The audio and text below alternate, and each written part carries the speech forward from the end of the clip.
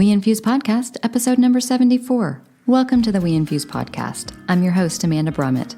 Today, we're headed to Eastern Idaho to meet an infusion leader who's moving fast and building differently. Matthew Wood is the Director of Operations at Infusion Specialists. In this conversation, Matt shares how he went from, we could build this, to seeing the first patients in just a few months, the systems he wished he'd built earlier, and why making referrals ridiculously easy is a growth strategy, not just a courtesy. If you're launching, scaling, or simply ready to refresh how your center operates, this episode is packed with practical takeaways.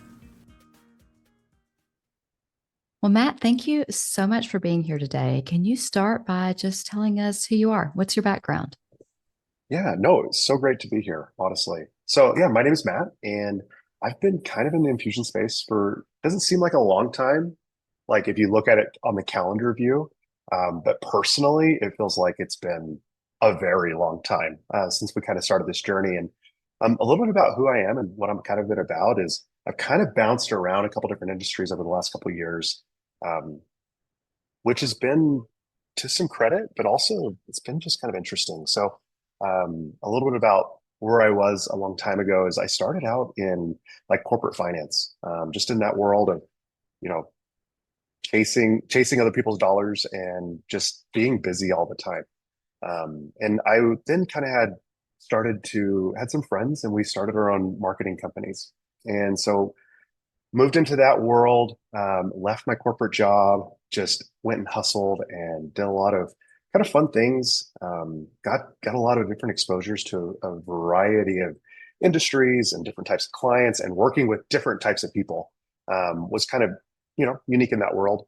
And then I was really fortunate to join a newer startup that was more of a software and a creative marketing agency, and worked there for a long time. Was an early employee and was able to kind of come in and eventually left the organization as its interim CEO. And then I just, had a lot of that in that journey as well. I kind of moved around the country and found myself living here in Idaho, which was kind of not on my like wish board like 5, 10 years ago. If you would have told me that I was going to live in Idaho Falls like 5 years ago, I would have laughed. I originally thought I was going to be like in Dallas or in like where I'm originally from in Oklahoma, but not in Idaho Falls. That's, our metro is like maybe 100,000. There's no Trader Joe's. We do have a Costco. Ooh. So it's like, it's kind of interesting how I kind of ended up here. But I was really fortunate because my wife, I went on a journey with her. So my wife's a physician. She's an interventional pain doctor and an anesthesiologist. So we went through residency and fellowship, and that's kind of what took us around, East Coast to Nebraska to now Idaho. And when we moved here to Idaho, we moved here for her job. And at that time, I was like, I'll go work for a local company, or, I hated working remote. And I got to know some people here in the community, and what kind of led to the infusion center was I met a couple specialists, and just through talking to them and hearing, just talking to them as friends and just hearing some of the things and complaints that they had about, um, some of the processes and things that were kind of going on in healthcare locally, as far as like sending a patient out for an infusion or for medication and things like that. It just seemed like that there was a big black hole. And that's the big black hole is obviously hospital systems. And then there were a couple like outpatient infusion centers, but they just didn't have a lot of experience with it. And upon hearing and just talking through this with these guys, I was like, honestly, we could build something like that. And Really?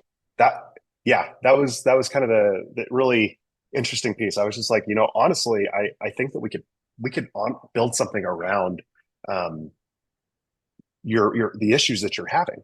And Mm-hmm. then I didn't know anything about infusion, and so I Yeah. actually started doing as much research as I could, and Mm-hmm. I stumbled into We Infuse, and so I saw that they had a consulting program, Mm-hmm. and I probably got a few more free lunches than I should have with Reese and Julie, which they're incredible, and they kind of painted the picture of what outpatient infusion centers look like.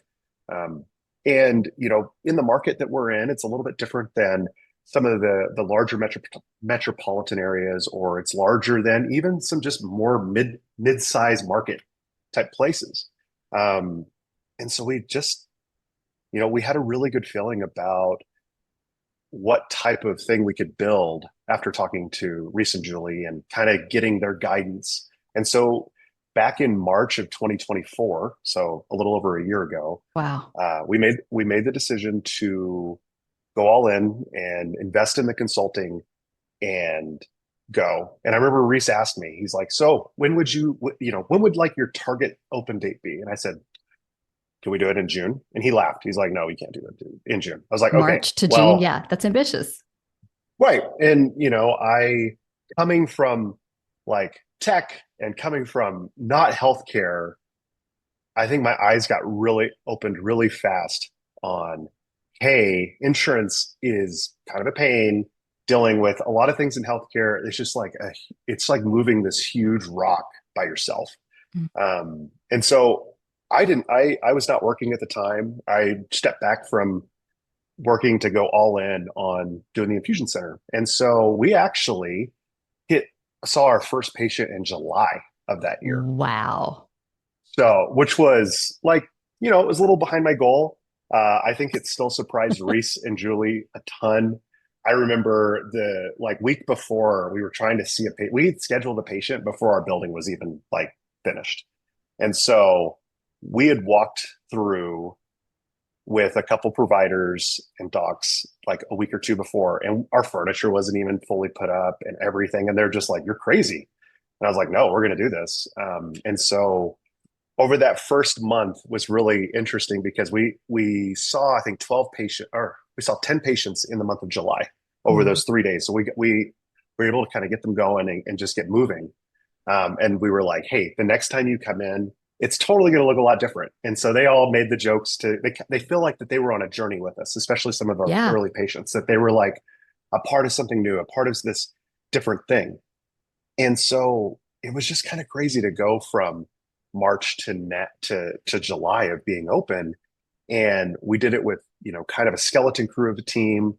And I was just really kind of impressed by what we were able to do. And I think a lot of it came from us being able to spend the time in hammering the right people to get things moving. Like, following up as much as we can on insurance to just try to see if they can, how's credentialing going? Yeah. Um, and, it also helped that we did have some of these relationships we established. We started working on establishing relationships with specialists as soon as we signed a contract with, um, on the consulting side. And that really helped. There was, we had a number of patients that were kind of, ready for us to start to be seen by the time that our doors were opened. And so ever since that, I mean, I think we started in August. I think we had like 40 infusions. So our technical first month being open. And then ever since then, it's just been a steady increase over the last over a year, which has Yeah. been pretty awesome. Right. It almost sounds like what you didn't know about the industry almost helped you guys. Like it would hamstring a lot of people, and you didn't know how complicated credentialing was and things like that. And so you just did it and it worked. Yeah, no, and it's funny you say that because we had the unique opportunity to go to NICA too Mm-hmm. before we opened. And so like, Nice. here I am going through the consulting process, meeting with Reese and meeting with We Infuse almost weekly, bi-weekly. And I remember going to NICA and I'm like, "Okay, cool. I think I have about a 60 to 70% understanding of what we're going to be doing. This kind of makes sense." And I remember going to NICA and I was like, "Oh crap. Like I don't know anything." Like I went back to the drawing board on a lot of things that we were trying to do. And it was kind of eye-opening just to hear from other people what's kind of going on. And I remember meeting a group specifically that, they're all from healthcare. They were starting out just like us. They're a startup. We've become really good friends. It's Junction Health. You Oh, know yeah. them. They're Great awesome. folks. Mm-hmm. They're doing things a little bit different. But speaking with them, it was very apparent that they had all come from healthcare. Mm-hmm. And I'm thinking about some of the ways that we do our processes and operations, and I'm like trying to do it as, how would we do it in like a fast-paced environment? Yeah. And I remember having the conversation about just even how do you take referrals in with people? And most of them were like, well, they'll send us a fax for the referral and for the information and things like that. And I'm like, okay, how else can they do it? And, you know, the true old world of healthcare is like, oh, we send it via fax or someone comes and drops it off. And I'm like, you're going to fall behind. If, why don't we have as many ways to just accept a referral as possible? Like, make it as easy as possible. And that was one thing that we started to do is like, hey, how are you sending referrals right now to the hospital, to these other infusion centers? How long does it take? Like, we're talking to specialists that see, 15 to 30 patients a day, and their MAs and their nurses at the end of the day have to send out all these orders. Well, they're going to send it to whoever can take it the fastest. And so that's when we were like, how do we make a process be quick enough that it's like 5 minutes to send us a referral? And so when I had that conversation, I remember with Junction, I was just like, you need to have like 5 ways that they can send you a referral, like just so that it's easy. And you've got to make it easy. And so, we utilized a lot of tools out of WeInfuse that they've had to be able to get these referrals in. And I think that's definitely helped on the experience side on the front end. Yeah. And by our team, I laugh because I think the only team members on our team that are from healthcare are our nurses and like the MAs. Everyone else is not from healthcare. And so our approach is a little bit different because we're just like, we're trying to we're just trying to get things done and just try to get it done in the right way. And it's been pretty awesome. Yeah. Okay. So the referrals is a great example. Are there other ways where you see your background in finance and marketing that makes you approach infusion differently? Yeah. So it's funny. I remember telling you a little bit about it, but when I was talking to Reese and talking to Julie and even some of the other infusion centers that we've been connected with, the traditional approach is kind of that, you've got a representative that goes out, knocks doors, goes and talks to the providers, goes and talks to the doctors, goes and talks to the clinics. And obviously that's a really great approach. Like, it works like that. It's been around for a long time. But when you're a smaller infusion center and you're competing for those lunches and some of those times with pharma, like we don't have pharma money.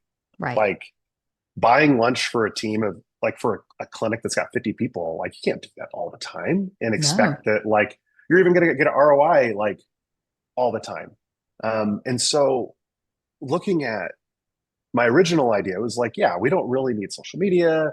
Like, we just need to have good SEO and we need to have like a really easy referral process. And then people will kind of come as we're going and visiting these offices and getting to know them. But I was talking to some friends of mine in my old industry who are in social media management and who do a lot of really great things for service-based businesses.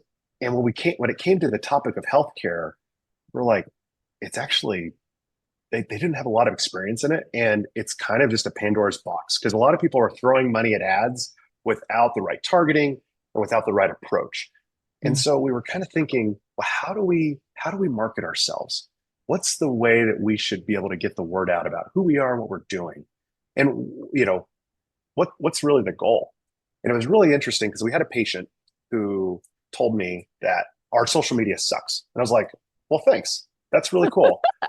She's like, yeah, I looked you up on Instagram, looked you up on Facebook, and I didn't see anything. And I was like, yeah, I mean, we haven't really built that out because, most of the people that know about us are going to be from these doctors' offices and physicians. She's like, well, that's one of the first places I looked. And I thought about it and I was like, I know I should have thought about that. And so we really kind of took a step back and we were like, okay, what's the goal of social media? I mean, why are people going to follow a page? They're following a page because they're interested and they want to be informed. And when we think about what like 2020, I'm not even gonna say the word, but what 2020 did for all of us is it made everyone kind of take a step back, and social media became so popular because of the entertainment factor, but of the connection factor because we lost connection with so many different people, and that still exists today. Yeah. And so we were thinking. I started looking at infusion centers around the country. I'd go, find someone on LinkedIn that's got a lot of followers on LinkedIn, and I go look at their Instagram, and their Instagram is just like the same post, like, oh, new location open. Oh, happy Memorial Day. Oh, Yep. happy Labor Day. And here's a picture of our nurse. Here's a picture of our nurse team. Here's a picture of this. And I'm like, okay, nobody's gonna like they might. The only people who are gonna like it are people that like know all those people that work there. And Yeah, 'cause they're not telling a story. There's no narrative. no, and so we were like, how can we be a little bit more informative?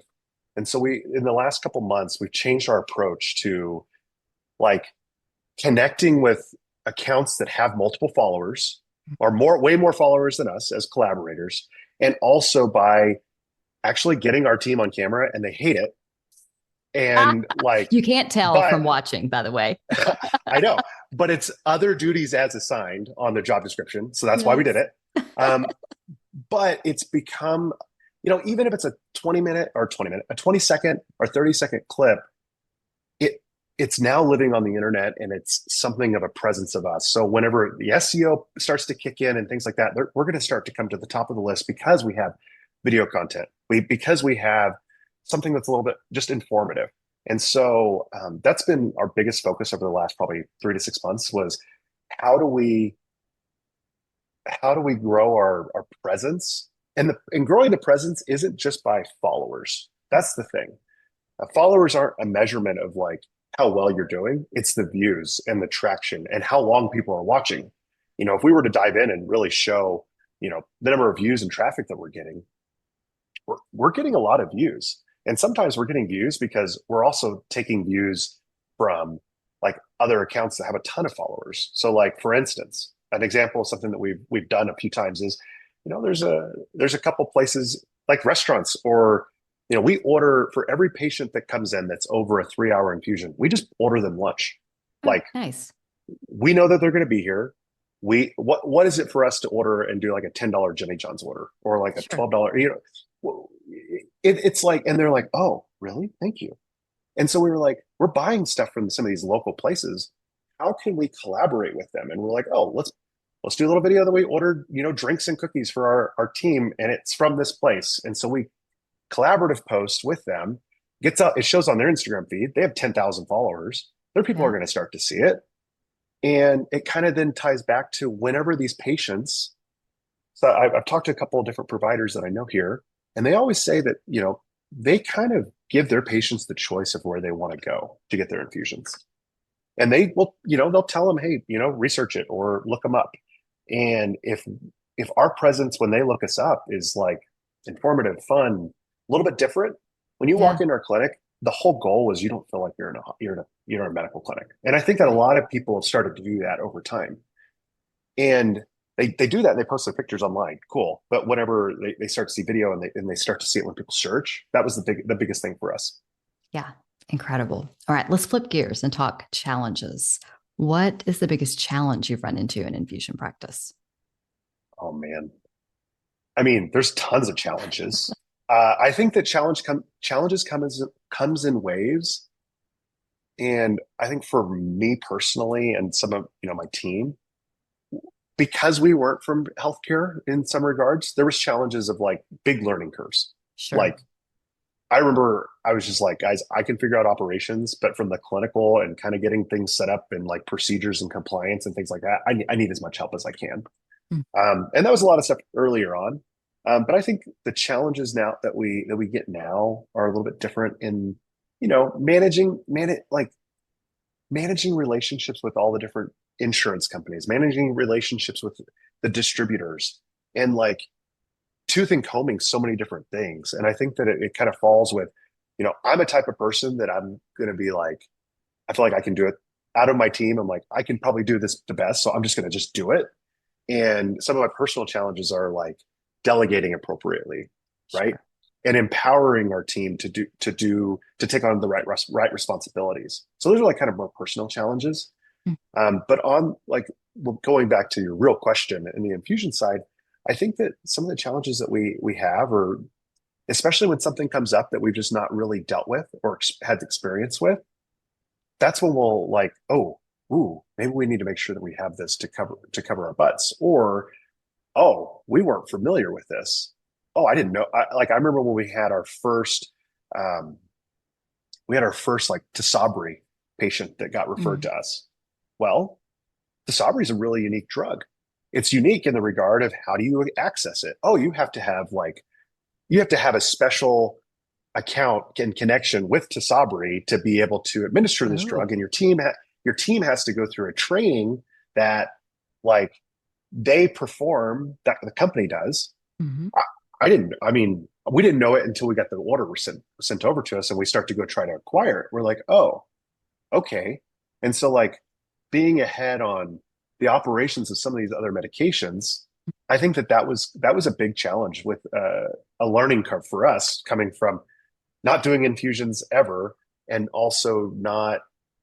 I'm not going to say not doing them ever. Like our nursing team, they've some of them have had experience in doing infusions before, but from the operations and management side, there's just some things that we were just like we didn't know until we had to figure it out. Yeah. Like we just got an email like a week ago from an insurance company asking us if we can do this medication.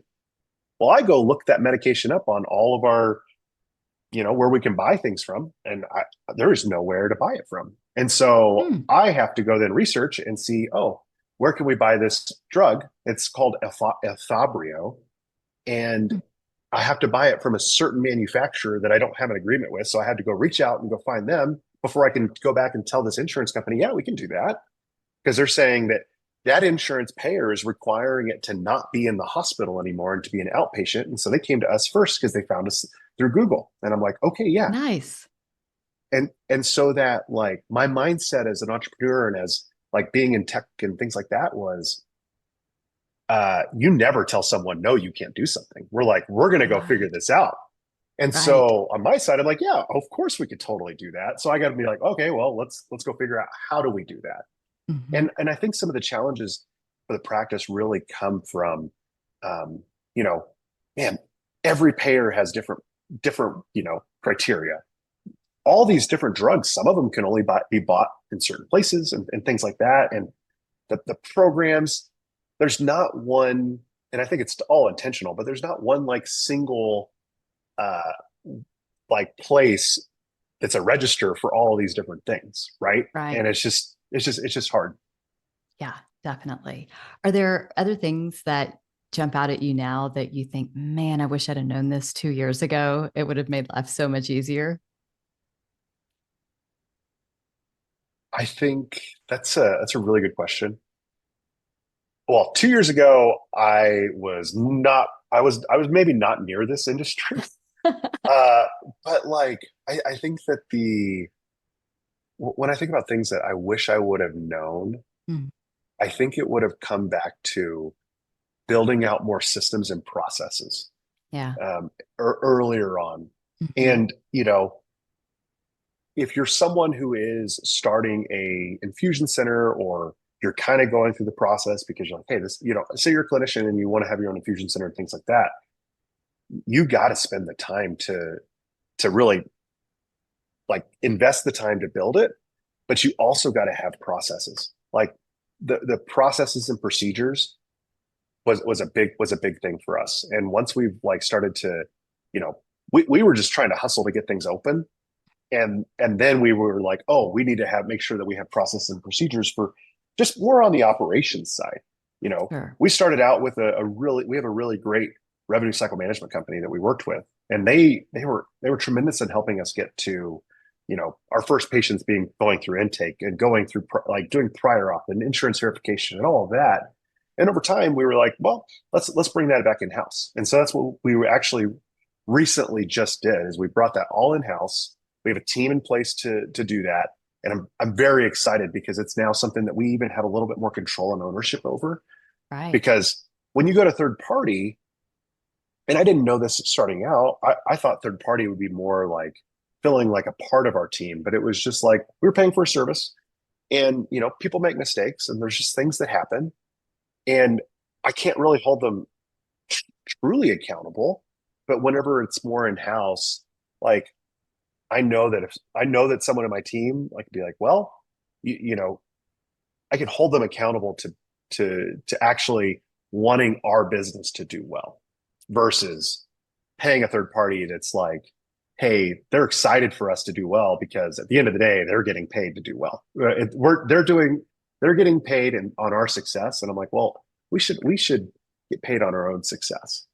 And I'd say too, like a thing I wish I would have known earlier on was just some of the nuances of payers. That was like Hmm. kind of eye-opening, and I don't really think that there's really a guide for it, but just sometimes they're understanding how these payers work and how sometimes how they, especially a secondary, how they're going to handle things, and just even the government payers, like they're just awful in some cases. I hate saying that, but they're just like, we deal with Idaho Medicaid, Oh, and, yeah. and I'll talk to our drug reps, and they deal with other states, and they're like, oh, Utah is like this, or this other state's like this, and I'm like, why can't it be even more standardized? Yeah. And that's just stuff that like we just didn't know. Right. Yeah. Totally makes sense. I love all the excitement that you bring, both to the good pieces and the bad. What are you most excited about right now in the industry? Oh, in the industry, Yeah. I came back. We went to NICA. NICA was super cool. Good time. Shout out to them. I think that they put on a really good program, and I think that there's just things that like going into our second year that I think about, and I'm like, wow, I can't believe where we're at. Um, and I think that one thing I'm really excited about, and we just started the medically integrated dispensing journey so that Ooh. we can do that. Well, we can do that because we also we started a rheumatology practice as well. So we are also partnered, have a rheumatology practice that's inside of our network. And we were like, well, how do we build into medically integrated dispensing? And I'm really excited to learn more about it. Yeah. And And it's will a you journey that's define like, that just for anybody that isn't familiar with it? so that was something I learned more about at NICA, but basically it gives the smaller infusion centers, but more it's tied to the practices. So like a physician or doctor's office that is of that specialty that is tied with infusion centers Mm. gives them the ability to dispense medications that they would, in essence, like injectables and things like that that might go under the pharmacy benefit. So what it's really going to do for our collective team is allow us to look at the pharmacy benefit for some of our medications. Mm. And that's what's going to be, I think, really the next level for us is being able to tie into more specialty pharmacy type things. I'm excited about that. I'm excited that, where we're at here in Eastern Idaho, like there's a lot of opportunity for more infusion centers. And so we're looking at, we're already looking at growing in other areas. And one thing that I'm personally excited about is I've, I love talking to people. I love networking. I love getting to know more about people and what they're doing. I love being a consultant and things like that. And it was really cool going through the We Infuse consulting process and like what the relationships they've done and how they formed what they've got. And the software is, software is great. Um, Everyone that we worked with there is awesome. But I got to be connected with a lot of the infusion centers that work within We Infuse. And a lot of the guys that I met and people that I met were infusion centers that are like me, same size. Maybe they're just starting out. Maybe they've just been around a little bit. Maybe they've been around a little bit longer. And, we all go to NICA like once a year for that, like, you fill your cup. And we're working on starting our own. Oh, that's really fun. Uh, I have a infusion going for myself right now. Fun fact, because I felt like Nice. crap today. But one thing I was really excited about as far as what we're looking at growing is growing our own network of infusion centers and local people that we can work with to basically build a network to like connect and support one another. And we've actually been doing this now for a couple months where we'll get together, we'll talk about things that we're dealing with, we'll talk about, processes and process improvement and how we're managing like, certain team members and how things are going. Um, and it's been really helpful as like kind of a little bit of a mastermind group. And we've got like 8 to 12 infusion centers that are a part of it right now. And I'm really excited because I want to grow that. And I want to grow it to be more just like everyone kind of comes and they're willing to be vulnerable and to share like, you know, ask dumb questions. Like Yeah. whatever people are comfortable enough to like almost ask a dumb question. I hate saying it like that, but it makes us all better. And so we just started working on that. And I'm really excited about doing that kind of activity, because I just it feels like I can get something from it and they can get something and we can just continue to grow. Yeah, definitely. Definitely. If you could give one last piece of advice to infusion center owners and operators, what would it be? I'd say the biggest piece of advice I'd really think about is it's a really good question. A big piece of advice I think about is especially for maybe newer ones, there's a lot of people that you can copy and paste from, like realistically. A lot of larger infusion centers that have been around a long time and they do things at a high level, right? And I think a lot of us who have been starting out more recently probably do that. We look at someone's website, look at what they're doing, try to try to mimic them a little bit. But I'd say that anyone who's been around for a long time, taking a step back and looking at how your processes are going, what type of feedback is really coming from your patients? What can you do that's just like to elevate to that next step? Because I think that we get so bogged down in just like the day to day and how we've been operating for a long time, and being willing to change a process or being willing to, make something a little bit better. And I use this example. I remember earlier on when we started out, like I was here working in the back office all the time, talking to patients, doing all the things, and I felt like I got to know a majority of our patients. And when I remember talking to one, and they were like, "Yeah, I've been getting infusions for years, and if I knew that this place here existed, in the way that you guys are, I would have never went anywhere else." And I thought about that. And I was like, so then I asked, I was like, well, where have you been going? Right. Sure. And, they've been going to a hospital. And, and that like just experience of going and being in a chair next to somebody who might be on their deathbed or, because there's an array of people who might be in a cancer center. Right. Oh, yeah. And it's awful. Right. But, when you think about someone who comes in and they're, I say it like this, like, they're not dying, but their body just sucks. Yeah. Or like, like they just have like a little thing wrong with them. And you're able to kind of give them a personal, private experience. It goes so much further. And I think that anyone who's kind of been around doing this for a long time, if they're not doing that, it's like a detriment to the community. Because like on our end, our goal is to be like, how do we put the community first? And how do Right. we just like take care of the patient? Our like ownership and our invest like people who are invested in us, they're all like physicians for the most part. And our core principle when we first started out was like, what does a doctor want? They just want their patient taken care of, period. Right. Yep. And it doesn't matter who the insurance is, doesn't matter all the things. It was just like, take care of the patient and everything will be fine. And so I think about the like people who've been around doing this a long time. I just had a call today with a clinic, and I talked to the guy. You know, he was like just dry, had no like he was like, what's the patient's name, date of birth? And I was like, yeah, this Oh, like how's your day going, man?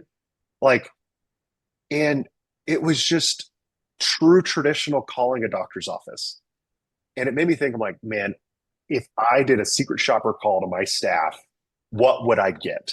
yeah. And I've done that. And I've Hmm. done that. And they're all like, oh, hey, this so and so, how's it going today? Like, Perfect. just like, yeah, they're all like kind of upbeat because the one thing I think about too, sorry, now I'm tangenting, but the one thing I think about, it's a kind of a big realization. is in the infusion space, we are seeing the patient when they walk in the door on their worst day. Yep. Because they're coming in on their, into their 4-week cycle or their 2-week cycle. And this is technically like their worst day. Mm. How do we make that day a little bit better? And when our staff is able to do that, people come back. And it's also not about like the furniture you have, the way that the place looks. It's about the staff. Like, I'm like, people come here because of our nurses and because of, the way we treat them, the way we make them feel, the way that we can kind of connect with them. And one thing that we do on every visit is we treat every visit like an E&M. And we also, like, I know that our nursing team will put that in the notes, in the notes that they send in the treatment note. And we know that 70% of the doctors or providers' offices will not read those treatment notes. But we've documented it, we've done our part. And we utilize that in our connection from the cell side and from the connecting with all these clinics on, hey, like, we just want to talk to you about some of the patients that we're seeing and like some of the feedback that we've seen. And you know what? If they care, awesome. If they don't care, like, fine. We at least tried. And so that's kind of where we've really come from. And that's probably the last piece that I'd, leave with. Yeah. Awesome. Well, it sounds like Infusion Specialists is a happy place, kind of the opposite of the DMV or a dialysis center, which is what I think we all need to strive to make infusions better. But it's not fun. It's not something anybody wants to do. So yeah, why not make it a happy experience? That's right. All about it. Yeah. Well, Matt, thank you so much for your time. Thank you for the enthusiasm that you bring to the industry. And thanks for being disruptive and for pushing us all to do things better and differently. For sure. Happy to do it. And I hope you have an awesome day. That's a wrap with Matthew Wood. Key reminders to take back to your team: make referrals frictionless, build and refine processes early, and never underestimate the power of hospitality. And if you aren't familiar with the WeInfuse software platform and RX Toolkit's web-based resources, hopefully Matt's insight gave you a little bit of what it's like to work with WeInfuse, and I encourage you to schedule a test drive. These tools can save you time and money in your practice while making infusions safer for patients and caregivers. Matt, thanks for the candor and pushing us to keep innovating, and to our listeners, keep putting patients first and simplifying the work for your teams. We'll see you on the next WeInfuse podcast.